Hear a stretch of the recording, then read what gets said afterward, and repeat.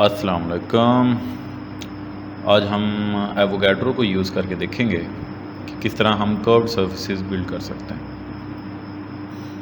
तो Avogadro open कर लिया और अब हम जानते हैं कि पहले हम प्लेनर सर्फेसेस बिल्ड करते रहे हैं। जो 2 डायमेंशनल सरफेस पर इस लैपटॉप की स्क्रीन पर बिल्ड करना काफ़ी आसान काम होता है, लेकिन 3 डायमेंशनल सर्फेसेस बिल्ड करना, जो केज सर्फेसेस होती हैं, नैनो ट्यूब्स होती हैं, नैनो बेल्ट्स होती हैं, नैनो कोन्स होती हैं, वो सारी अक्सर मोलेकुलर मॉडलिंग के लिए उनकी ज़रूरत पड़ती है और हमें नहीं समझ आ रही थी कैसे।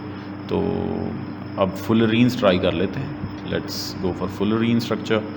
और फुलरीन का स्ट्रक्चर देखें, ये देखें 3 डायमेंशनल सर्फेस है और इसे बिल्ड करना 2 डायमेंशनल प्लेन पर एक बहुत ही मुश्किल सा काम लगता है। तो यहाँ पर फुलरीन्स के बारे में मज़ीद अगर हम जानें तो फुलरीन्स के बारे में हमें एक बहुत मज़े की बात देखने को मिलती है। Let's scroll down to the Schlegel diagrams of fullerenes. और ये हैं स्क्लैगल डायग्राम्स जो फुलरीन के स्ट्रक्चर को ओपन करके बनती हैं। और अगर आप देखें तो इसमें बस कुछ पेंटागन्स हैं और हेक्सागन्स हैं। तो इन स्क्लैगल डायग्राम्स की मदद से हम ये मज़ीद अपने स्ट्रक्चर्स बना सकते हैं। कैसे, ये हम देखेंगे। ये देखें, दरमियान में एक 5 मेंबर्ड रिंग है, उसके बाद और 5 मेंबर्ड रिंग्स हैं। तो ये C20 जो है ना, ये हमने बनानी है। C20 कैसे बनाएंगे? इसे बनाने के लिए देखें, दरमियान में 5 मेंबर्ड रिंग, फिर बाहर और 5 मेंबर्ड रिंग्स, और फिर जो हैं उन्हें हमने मिलाया हुआ है। तो ये सारी चीज़ें बनाने के लिए हम एवोगैड्रो ओपन कर लेते हैं। तो दरमियान में C20 बनाने के लिए आपको, हाँ, सबसे पहले आप ये देखें, आपके जो एडजस्ट हाइड्रोजन्स वाला बटन है ये अनसेलेक्टेड हो। अगर ये सिलेक्टेड हुआ तो आपके साथ एक मसला होगा, और वो मसला चले आपको दिखा देते हैं सेलेक्ट करके। देखें, मज़ीद हाइड्रोजन्स खुद ब खुद एडजस्ट हो रहे हैं, वो वैलेंसी को सेटिस्फाई करने की कोशिश कर रहा है, और हम ये नहीं चाहते। We don't want to get the valency satisfied at this moment. तो हम सिर्फ एक कार्बन बिल्ड करना चाहते हैं, तो कार्बन आएगा और इस कार्बन से हम मज़ीद कार्बन्स बिल्ड करेंगे, और इन सारे कार्बन्स को मिलाकर we will draw a pentagon. जब हमारे पास ये पेंटागन बन गया तो हर वर्टेक्स से हम एक एक मज़ीद कार्बन निकालेंगे, और ये एक और वर्टेक्स से निकल आया, और ये इस वर्टेक्स से। अब देखें, हर वर्टेक्स पर आपके पास 4 कार्बन एटम्स तो पहले से मौजूद हैं, तो एक कार्बन मज़ीद बनाएंगे तो पेंटागन बन जाएगा। यहाँ पर एक और कार्बन बना दी, 1 मोर कार्बन, और इसी तरह हमने एक और कार्बन मिला के यहाँ पर ये जो है ना पेंटागन्स बनाना शुरू कर दिए। अब देखें, हम जो है ना एक लेयर ऑफ पेंटागन्स जो है वो पहले एक पेंटागन बनाया, फिर और लेयर्स, लेकिन हमें नहीं पता कितने कार्बन एटम्स हैं। तो ये अब व्यू में प्रॉपर्टीज़ में जाके कार्बन एटम्स देख सकते हैं, और ये कार्बन एटम्स देखें, आपके पास जो है 15 कार्बन एटम्स हैं। तो 15 carbon atoms are not enough, हमें चाहिए ऑलमोस्ट कितने कार्बन एटम्स? हमें 20 कार्बन एटम्स चाहिए। तो अब देखें, इसके 5 कॉर्नर्स हैं। 5 कॉर्नर्स में से हर एक कॉर्नर में से आपने एक कार्बन मज़ीद निकाल देना है। तो 15 और 5 जो हैं आपके 20 हो जाएंगे, और C20 जो है वो कंप्लीट हो जाएगा।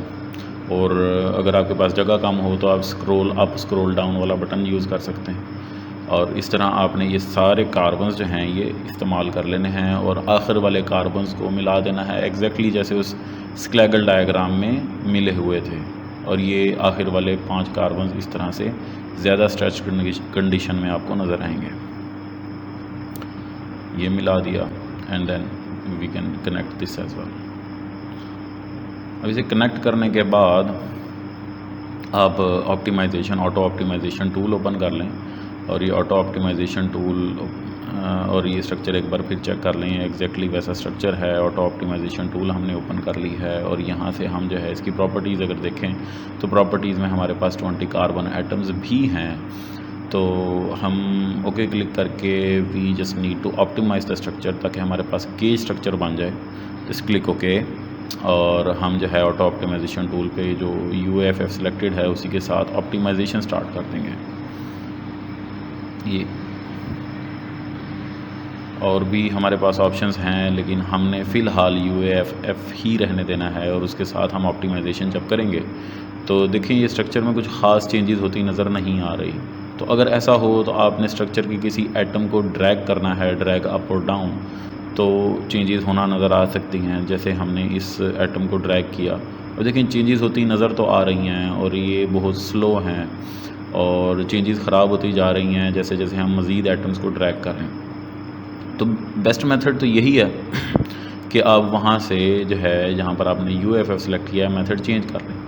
और ये एक मेथड जो आपने अगर सेलेक्ट किया दूसरा MMFF94, तो उसमें देखें आपके पास जो है बिल्कुल वो केज डायग्राम आ गई है जैसी कि C20 की होनी चाहिए थी और इसने जो है ना उस स्ट्रक्चर को ऑप्टिमाइज़ करके आपके लिए बना दिया है। So that's a very easy thing to do.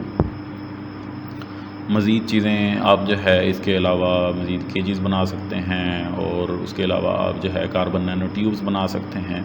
तो कार्बन नैनो ट्यूब्स की डिफरेंट टाइप्स होती हैं और उन डिफरेंट टाइप्स को आप किस तरह स्टडी करेंगे वो हम देख लेते हैं। और अब देखें ये सारी चीज़ें जब हमने बना ली हैं तो ये आपके जो एक्सिस हैं ये अलाइंड नहीं रहे। अब तो पहले एक्सिस को अलाइन करने के लिए व्यू में जाएंगे और व्यू में अलाइन व्यू टू एक्सिस कर देंगे और देखें अलाइनमेंट जो है वो ठीक हो चुकी है। अलाइनमेंट जब ठीक हो चुकी है you will press control A। अब जब कंट्रोल A प्रेस करेंगे तो ये आपके पास पूरा एटम पूरा स्ट्रक्चर सेलेक्ट हो जाएगा। Let's press control A and then we will select the whole structure और hit delete to delete the structure। अब ये स्ट्रक्चर डिलीट हो गया। Now we are ready to draw another structure. और ये जो ऑप्टिमाइजेशन ऑन थी इसे ऑफ़ करते हैं और ड्रॉ पैनल में चले जाते हैं और बिल्ड में जाके हम बिल्ड को ओपन करेंगे और बिल्ड में हमने नैनो ट्यूब बिल्डर सेलेक्ट कर लेना है। नैनो ट्यूब बिल्डर में आपके पास दो ऑप्शंस आ जाएंगे, N और M की वैल्यू सेलेक्ट करनी है। यहाँ पर N की वैल्यू 2 सिलेक्टेड है और M की वैल्यू 3 सिलेक्टेड है और लेंथ जो है वो 10 सिलेक्टेड है। और उसके बाद जो है आप देख लेंगे कार्बन नैनो ट्यूब्स की टाइप्स कौन कौन सी होती हैं। ये आर्म चेयर होती है, जिग होती है, कायरल होती है, जिगजैग होती है, कायरल होती है और मज़ीद कुछ टाइप्स चेक करने की कोशिश करते हैं। और जब हम इनसे इन्हीं में हम देख सकते हैं कि N और M की वैल्यूज़ कौन कौन सी होंगी, तो हमारे पास कौन कौन सी किस्म की कार्बन नैनो ट्यूब्स होंगी। तो देखें अगर आपके पास N और M की वैल्यू जो है वो डिफरेंट हैं तो आपके पास या जिगजैग कार्बन नैनो ट्यूब बनेगी या कायरल नैनो ट्यूब बनेगी। और अगर जो है N और M की वैल्यूज़ आपके पास सेम हैं, you have the same values for N and M, तो आपके पास जो कार्बन नैनो ट्यूब होगी वो arm chair carbon nano tube होगी। अब विदाउट वेस्टिंग मच टाइम हम ये जो है N और M की वैल्यूज़ को रख के लेंथ को 10 जो है वो यूनिट्स सेलेक्ट करके ये मज़ीद यूनिट्स आप यूज़ कर सकते हैं, लेकिन ये जो मोस्ट प्रॉबली यूज्ड यूनिट है वो आप यूज़ करें। और उसके साथ मज़ीद ये कुछ ऑप्शंस हैं जिन्हें आप सेलेक्ट कर सकते हैं कि आपने कैप करना है हाइड्रोजन्स के साथ अपनी नैनो ट्यूब को या नहीं, या जो दूसरे ऑप्शंस हैं यहाँ पर वो आपने सेलेक्ट करने हैं या नहीं। तो आप अपनी मर्ज़ी के मुताबिक ये ऑप्शंस जो हैं they are quite easy to understand, तो सेल्फ़ एक्सप्लेनेटरी हैं, तो आप इसे इस्तेमाल कर सकते हैं। अगर आप इसे बंद करना चाहते हैं इस विंडो को तो आप बंद कर सकते हैं फ़ौरन, जैसे ही आपकी कार्बन नैनो ट्यूब बिल्ड हो जाएगी ये बंद हो जाएगी। इसे लेट इट चेक्ड और जब आप बिल्ड पे क्लिक करेंगे तो ये देखें ये कुछ प्रोसेसिंग शुरू हो गई है।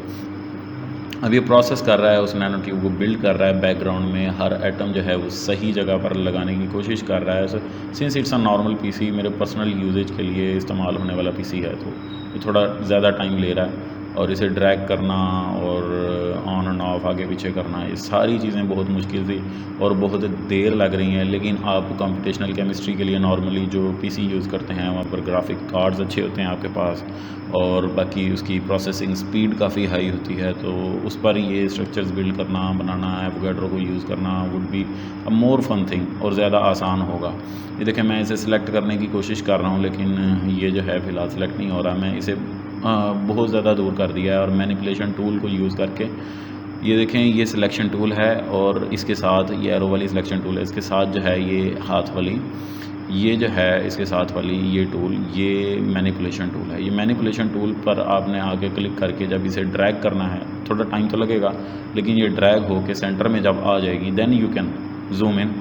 और जब आप इसे जूम इन करेंगे तो आपको ये नैनो ट्यूब जो है ज़्यादा क्लियरली नज़र आएगी कि किस तरह की नैनो ट्यूब हम बना चुके हैं। तो ये आपके पास जो है ये एक जिगजैग नैनो ट्यूब है, जिगजैग नैनो ट्यूब। और जैसा कि आप देख सकते हैं इसका स्ट्रक्चर जो है काफ़ी जिगजैग सा है। और दूसरी साइड से भी देखें तो अब मज़ीद इसे एनालाइज़ करने के लिए जो है इसके इनसाइड व्यू ले सकते हैं, अंदर से देख सकते हैं इसको, और फिर इसे एक साइड व्यू उसका देखा जा सकता है कि आप इसे जो है रोटेट करके, ये नेविगेशन टूल में रहना है आपने, और रोटेट करके आप दूसरी साइड पर ले जा सकते हैं। ये जब आ गए हैं आप दूसरी साइड पर, तो ये देखें ये आपको क्लियर विजिबिलिटी दिखा रहा है, सारे आइटम सिलेक्टेड हैं। डी सिलेक्टेड करने के लिए आपने कंट्रोल शिफ्ट और ए प्रेस करना है, ये सारे आइटम्स डी सिलेक्ट हो जाएंगे। कंट्रोल शिफ्ट ए, मेक श्योर कंट्रोल शिफ्ट ए आप प्रेस करें। नेविगेशन टूल में होंगे तो आप इसे रोटेट कर सकते हैं, रोटेट करके देख सकते हैं कि आपकी कार्बन नैनो ट्यूब सही से बिल्ड हुई है या नहीं। एंड आई थिंक ये जो है एक बिल्कुल वैसी कार्बन नैनो ट्यूब बिल्ड हो चुकी है जैसी हम चाहते थे।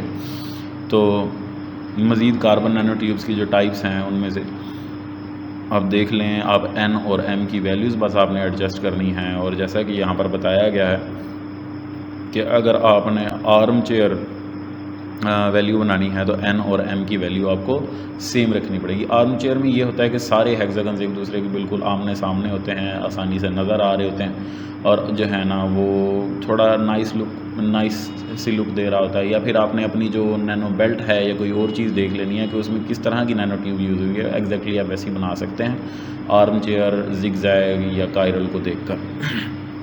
अब आपने ये है एक्सिस को अलाइन कर लेना है, और दोबारा उसी बिल्ड टैब में जाके दोबारा जो है आप ओपन कर सकते हैं अपना नैनो ट्यूब बिल्डर। जब इस बिल्ड टैब में जाके आप नैनो ट्यूब बिल्डर ओपन करते हैं तो आप एम वैल्यू को इंक्रीज़ कर सकते हैं, और जब आप इस वैल्यू को इंक्रीज़ करेंगे you can build another nano tube. और आप देखेंगे आप कि कितने सीधे से और क्लियर से, ज़रा देखिए कि जब मैं इसे ड्रैग करता हूँ मैनिपुलेशन टूल से, तो ये एक तो जल्दी बन गई है, छोटी कार्बन नैनो ट्यूब है, और जो है ना सारे एटम्स जो हैं एक सीधी अलाइनमेंट में मौजूद हैं। तो that's what we call an arm chair carbon nano tube.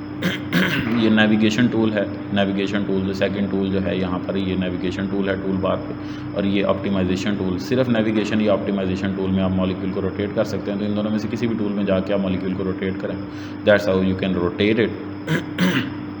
अब जब ये रोटेट हो चुकी है, कंट्रोल शिफ्ट ए प्रेस करना है, और अब जो है ना आसानी से मॉलिक्यूल को देख सकते हैं, सॉरी अपनी कार्बन नैनो ट्यूब को देख सकते हैं कि कितनी कार्बन नैनो ट्यूब वो बिल्ड हो चुकी है। और जैसे ये आप मुख्तलिफ एंगल से इसे देखने के बाद चेक कर सकते हैं। अब आपको ये नहीं पता कि इसमें कार्बन एटम्स या बाकी एटम्स कितने हैं, तो आप वही व्यू टैब में जाके, प्रॉपर्टीज़ में जाके, मॉलिक्यूलर प्रॉपर्टीज़ में जाके देख सकते हैं कि इसमें कितने कार्बन एटम्स मौजूद हैं। तो it's about more than 200 carbon atoms which are present, more than 100 carbon atoms, और वो जो है ना आपके मिल के within a matter of a few seconds, और जो है ना आपका सॉफ्टवेयर उसे बिल्ड कर सकता है एग्जैक्टली एज यू डायरेक्टेड। बस आपको ये पता होना चाहिए कि किस कार्बन नैनो ट्यूब के लिए एन और एम वैल्यू कौन सी है। तो लेट्स मूव फॉरवर्ड। इस सारी चीज़ को सिलेक्ट करते हैं, डिलीट करते हैं, एक्सिस को अलाइन करते हैं, and then we will draw another molecule. मज़ीद मॉलिक्यूल को ड्रॉ करते हैं।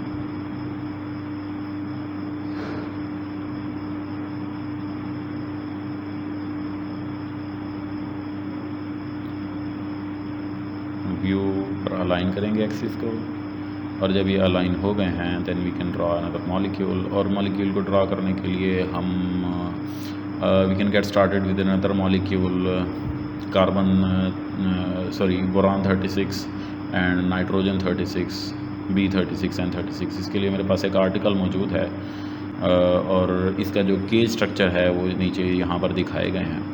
इन केज स्ट्रक्चर्स के बारे में ख़ास बात यह है कि बिल्कुल सामने वाला जो एक पार्ट है वो क्लियरली नज़र आ रहा है, और पीछे वाला पार्ट एग्जैक्ट उसका रेप्लिका है। तो ऐसे स्ट्रक्चर्स को कैसे बिल्ड करना है आज हम ये भी देख लेते हैं। इसे एक साइड पर आप रख लें और जो है ना अच्छे तरीके से बिल्ड कर लें। ये दूसरा स्ट्रक्चर बार बार अपीयर हो रहा है, तो लेट मी सी कि भी हम किस तरह जो है ना इसे जो है ना एडजस्ट कर सकते हैं। मैं इसे ऊपर से थोड़ा सा ड्रैग करके और फिर एडजस्ट करने की कोशिश करता हूँ। और ये देखें, ये अब स्ट्रक्चर जब बिल्कुल सामने आ गया है तो इसे ड्रैग करके दूसरी साइड पर ले जाते हैं, और ज़्यादा स्पेस जो है हम अपने एवोगैड्रो को प्रोवाइड करेंगे ताकि उसकी विंडो जो है वो क्लियरली नज़र आए। तो यहाँ से हम सिलेक्ट कर सकते थे इसके, लेकिन ये ख़ास हद तक ही इसे लेफ़्ट ड्रैग किया जा सकता है, उससे ज़्यादा ये फिर लेफ़्ट ड्रैग होता नहीं है और उसकी फिर ड्रैग ना होने की वजह से मुख्तलिफ़ इश्यूज़ होते हैं। तो बेसिकली अच्छा है कि यहाँ से हम विंडो जो है ना इसकी ड्रैग करके उसे जितना लेफ़्ट साइड पर ले जा सकते हैं वो ले जाएँ, ताकि हमें पता चले कि भाई हमने कैसा स्ट्रक्चर बनाना है और हमारे पास ड्राइंग कैनवस जो है वो बड़ा हो। अब देखें, ड्राइंग कैनवस जितना बड़ा किया जा सकता था एवोगैड्रो का वो हमने कर लिया है इस तरह एडजस्ट करके।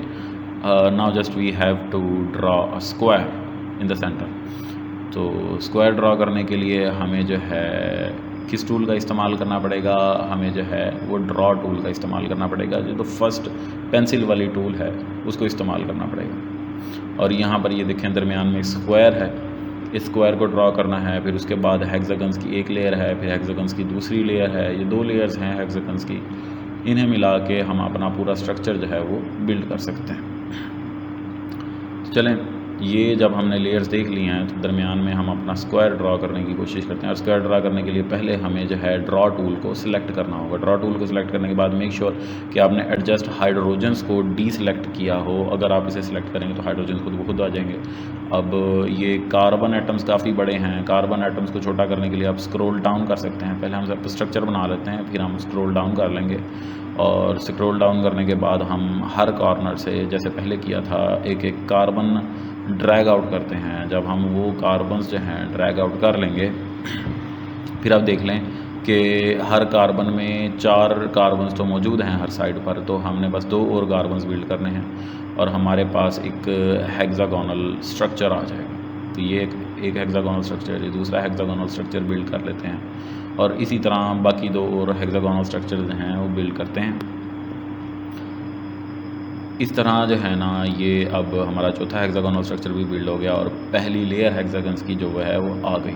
और अब जो है बाहर की तरफ उभरी हुई एजेस जो हैं वहाँ से हमने मज़ीद एटम्स जो हैं वो एक्सट्रूड करने हैं। When we extrude all those atoms, ये देखें जो इनवर्ड मौजूद हैं उन्हें आपने एक्सट्रूड नहीं करना, जो आउटवर्ड मौजूद हैं जो बाहर की तरफ मौजूद हैं उन्हें एक्सट्रूड करना है। और ऐसे हर एटम को हम एक्सट्रूड करने के बाद ये दो रह गए हैं, बस इन 2 को भी एक्सट्रूड कर लेते हैं। अब इन सारे एटम्स को एक जगह पर एक्सट्रूड करने के बाद मज़ीद हेक्सागन्स बिल्ड कर लें। देखें यहाँ पर 2 और कार्बन एटम्स की ज़रूरत थी, 2 और बिल्ड कर लिए। अब यहाँ पर 5 कार्बन एटम्स पहले से मौजूद हैं, तो हमने एक कार्बन एटम जो है वो बिल्ड करना है। तो एक कार्बन एटम जब हम यहाँ पर बिल्ड करेंगे तो हमारे पास ये एक हेक्सागन आ गया और ये हेक्सागन की दूसरी लेयर भी बन रही है। और यहाँ पर एक और कार्बन एटम, पहले से जहाँ 5 थे वहाँ एक और कार्बन एटम हमने एडजस्ट कर दिया। यहाँ पर भी पहले से 5 मौजूद थे, एक और कार्बन एटम एडजस्ट कर दिया। यहाँ पर पहले से 5 मौजूद थे, एक और कार्बन एटम एडजस्ट कर देते हैं। एक्सट्रूड करने के बाद ये PC is getting a bit slow, लेकिन ये है कि समझाने के लिए ठीक है। तो अब यहाँ पर 2 कार्बन एटम्स की ज़रूरत थी, 4 कार्बन एटम्स पहले मौजूद थे, तो 2 कार्बन एटम्स जो हैं हमने मज़ीद बिल्ड कर लिए वहाँ से ड्रैग करके। यहाँ से 2 मज़ीद कार्बन एटम्स ड्रैग कर लेते हैं और हाँ जी देखें ये स्ट्रक्चर कभी कभी थोड़ा सा हिल जाता है और ये 90 डिग्री रोटेट हो चुका है। और नीचे जो है ना हमने पहला जो बॉन्ड बनाना था वो यहाँ पर बना लेते हैं। और यहाँ पर ये आखिरी जो 2 और एटम्स जो हैं यहाँ पर बिल्ड करने हैं इस फेस के, इस सरफेस के, और जो है ना इस सरफेस की इस पार्ट के जो है ना 2 और एटम्स बिल्ड कर लिया। अब हमारे पास पूरा जो सामने वाला के स्ट्रक्चर है वो आ गया है। ऑप्टिमाइज़ हमने थोड़ी देर के लिए करना है और हम UFFE सेलेक्ट कर लेते हैं और थोड़ी देर के लिए ऑप्टिमाइज़ करेंगे, सिर्फ तब तक जब तक ये सीधा हो जाए। ज़्यादा देर हमने इसे ऑप्टिमाइज़ नहीं करना। अब ये देखें ऑप्टिमाइज़ करते हैं इसको। ऑप्टिमाइज़ सिर्फ थोड़ी देर के लिए करना है और जब ऑप्टिमाइजेशन शुरू हो जाए और ये स्ट्रक्चर जो है वो थोड़ा सा क्लियर और सही हो जाए तो हमने ऑप्टिमाइजेशन को फ़ौरन ऑफ कर देना है ताकि ये मज़ीद कर्व ना हो। यहीं पर कर्वेचर आ गया तो मसला हो। अब हमारे पास ये स्ट्रक्चर आ गया है, इसे हम सिलेक्ट कर सकते हैं और इसे रोटेट करके हम दूसरी साइड से देख सकते हैं। देखें ऑलमोस्ट बिल्कुल प्लेनर स्ट्रक्चर है और इसे यहाँ से सिलेक्ट करने के लिए जाहिर सी बात है वही हमारा जो पहले वाला काम है, कंट्रोल और A प्रेस करेंगे और इससे ये स्ट्रक्चर सेलेक्ट हो जाएगा। और इसे जो है हम चेंज करने से पहले, चूँकि अब हम ऑप्टिमाइजेशन टूल में हम रोटेट कर सकते हैं, रोटेट करके कंट्रोल C प्रेस करेंगे। कंट्रोल C प्रेस करने से ये कॉपी हो जाएगा and then we can press the control V button और जैसे ही हम कंट्रोल वी बटन प्रेस करते हैं तो हम ऑप्टिमाइजेशन टूल से निकल कर मैनिपुलेट टूल में आ जाएंगे। ये हैंड वाली टूल जो है इसमें मैनिपुलेशन टूल है और इसे जो है हम ड्रैग कर लेंगे दूसरी साइड पर अपने स्ट्रक्चर को। तो ये देखें मैंने एटम को सिलेक्ट करके खींचा है तो ये पहले वाला एटम जो है उसके साथ सिलेक्टेड आ गया। तो आप मेक श्योर कि आप एटम को सिलेक्ट ना करें, आप किसी और जगह से उसे सिलेक्ट करके टूल को मैनिपुलेट कर लें और इन सारी चीज़ को जो है ना आप जो मैनिपुलेशन टूल में ही वापस जाके वो जो एटम आगे पीछे हो गया था उसे सही जगह पर ला सकते हैं। ये देखें ये मैं कोशिश कर रहा हूँ कि एटम को जो है ना जो कि मतलब मिसप्लेस हो गया था हमसे, उसे मैं सही जगह पर ले आऊँ। अच्छी बात है यहाँ पर ये मसला आ गया, क्योंकि अगर आपके पास कभी ये मसला आए, आपके साथ हो कोई ऐसा इशू, तो आप इसे इस तरीके से रोटेट करके मैनिपुलेशन टूल में ही जो है ना वो ठीक कर सकते हैं स्ट्रक्चर को। और जब ये स्ट्रक्चर आपका ठीक हो जाएगा then you can move forward, you would be in a good position to move forward. और ये जो है ना एटम अपनी प्लेस पर सीधी जगह पर हम ले आए। जब ये एटम अपनी सीधी जगह पर आ गए हैं, अब देखें 2 लेयर्स हैं और 2 लेयर्स के जो आउटवर्ड वाले पार्ट हैं आपने उन आउटवर्ड पार्ट्स को ही मिलाना है। अब देखें उन आउटवर्ड पार्ट्स को मिलाने के लिए ये देखें ज़रा उन्हें एक दूसरे के बिल्कुल सामने ले आएँ तो बेटर है। तो इन्हें रोटेट इस तरह करें कि बिल्कुल सामने वाले जो पार्ट्स मिलाने हैं वो एक दूसरे के सामने आए। ये देखें ये जो 2 एक पार्ट्स एक दूसरे के सामने आ गए हैं, इन्हें आप ड्रॉ टूल में चले जाएँ और ड्रॉ टूल में जाकर एक एटम से दूसरे एटम तक ड्रैग करेंगे तो वहाँ पर एक बॉन्ड इस्टेब्लिश हो जाएगा। ये एक बॉन्ड इस्टेब्लिश हो गया, ये दूसरा बॉन्ड बन गया और यहाँ पर मज़ीद ये जो इनवर्ड कार्बन एटम्स हैं इन्हें तो नहीं मिलाना है, लेकिन आउटवर्ड कार्बन एटम्स हैं उन्हें मिलाना है। ये आउटवर्ड कार्बन एटम्स थे, इन्होंने स्क्वायर बना दिया है। अब ये मज़ीद जो आउटवर्ड कार्बन एटम्स हैं इन्हें मिलाने से हेक्सागन बन जाएगा। इसे मिला देते हैं, एक साइड से नहीं मिला तो दूसरी साइड से कोशिश कर लेते हैं। अब देखें मिल गया। और ये जो है 2 कार्बन एटम एक से सिलेक्ट करके दूसरे की तरफ जाना है और आपका जो है ना 2 एटम्स जो हैं एक दूसरे के साथ कनेक्ट हो जाएंगे विया सिंगल बॉन्ड। और इसी तरह आपने सारे एटम्स को एक दूसरे के साथ मिला देना है, सिर्फ उनको जिन्हें मिलाना है। और मेक श्योर कि आप हेक्सागन्स और स्क्वायर्स बिल्ड करें। जब आप हेक्सागन्स और स्क्वायर्स बिल्ड कर लेंगे और जितने मतलब हो सकते थे वो बिल्ड कर लिया, अब हमने इसे रोटेट करना है और मज़ीद साइड्स को एक दूसरे के सामने लाना है। और जब वो साइड्स एक दूसरे के सामने आ जाएं फिर ड्रॉ टूल में जाएंगे और फिर जो है इन्हें एक दूसरे के साथ मिलाने की कोशिश करेंगे। जैसे जैसे ये मिलते जाएँ वैसे वैसे हम आगे बढ़ते जाएंगे। And as we move forward ये हमारा जो स्ट्रक्चर है ज़्यादा क्लीन होता जाएगा। अब ये सारे स्ट्रक्चर्स मिला देते हैं and these vertices as well, और इन वर्टिसेस को भी मिला दिया। अब ये ऑलमोस्ट सारे वर्टिसेस मिल चुके हैं और चेक कर लेते हैं क्योंकि वर्टेक्स रह तो नहीं गया। हाँ, 1 vertex is remaining by the way. तो एक वर्टेक्स जो रहता है उसे भी मिला देंगे इस तरह से। ये जब ये वर्टेक्स मिल चुका है और अब हम देखते हैं कि क्या ये हमारा जो केज स्ट्रक्चर है ये इसका जो मतलब 2 डायमेंशनल पार्ट्स हैं इनके फ्रंट और बैक साइड एक दूसरे के साथ मिल चुकी है या नहीं। तो अब ऑलमोस्ट ये लग रहा है इट्स लुकिंग गुड। तो ये जो है ना फ्रंट और बैक साइड जब मिल चुकी हैं तो we are in a good place to move forward. और ये देखें ये स्ट्रक्चर बिल्कुल सामने से अगर आप देखें आपको क्लियर नज़र आ रहा है कि 2 स्ट्रक्चर्स जो हैं उनके रेप्लिकेट्स जो हैं रेप्लिकास जो हैं वो आगे पीछे हमने बिल्ड किए हुए हैं। अभी हम इसे मैक्सिमाइज़ करके और बाकी जो है ना चीज़ों को बिल्ड करने की कोशिश करते हैं। The next part is just the optimization. तो optimization is basically auto optimisation.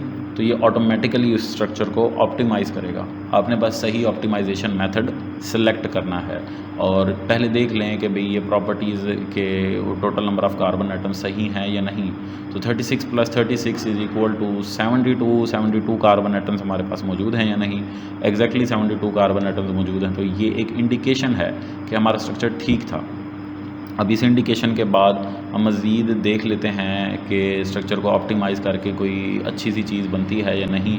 अगर कोई एक सिमेट्रिक सी चीज़ बने तो वी कैन से कि भाई स्ट्रक्चर कुछ हद तक ठीक था, नहीं तो हमें जो है ना स्ट्रक्चर को दोबारा ड्रॉ करने की ज़रूरत होगी। अब देखें स्ट्रक्चर जो है इस ऑप्टिमाइजेशन मेथड में इनवर्ड मूव कर रहा है। तो I think we need to change the optimization method. MMFF95 वाला मेथड जो है ये यूज़ कर लेते हैं। स्ट्रक्चर बाहर की तरफ मूव कर रहा है लेकिन कुछ स्ट्रक्चर्स कुछ पार्ट्स जो हैं अभी भी इनवर्ड हैं। तो देख लेते हैं कि जो इनवर्ड थे उनके एटम्स को सिलेक्ट करके ये ऑप्टिमाइजेशन टूल में ही रह करना आपके उन्हें जो है बाहर की तरफ अगर ड्रैग कर लेंगे तो देखें सारे स्क्वायर्स जो हैं वो एक बाहर की तरफ निकले हुए हैं और सारे हेक्सागन्स जो हैं वो फ्लैट हैं और हर 90 डिग्री के एंगल पर ये एक जगह पर पड़ा है। अब मैं इसे बिल्कुल 90 डिग्री पर रोटेट करूँ तो मेरे पास वही सिमेट्री रिपीट होगी, चाहे मैं लेफ़्ट राइट 90 डिग्री रोटेट करूँ या टॉप डाउन 90 डिग्री रोटेट करूँ, एक्स एक्सिस के अलॉन्ग, वाई एक्सिस के अलॉन्ग या जेड एक्सिस के अलॉन्ग। तो इसमें इतनी अच्छी सिमेट्री होना भी एक इंडिकेशन है कि हम सही स्ट्रक्चर बिल्ड हमने एक सही स्ट्रक्चर बिल्ड किया है।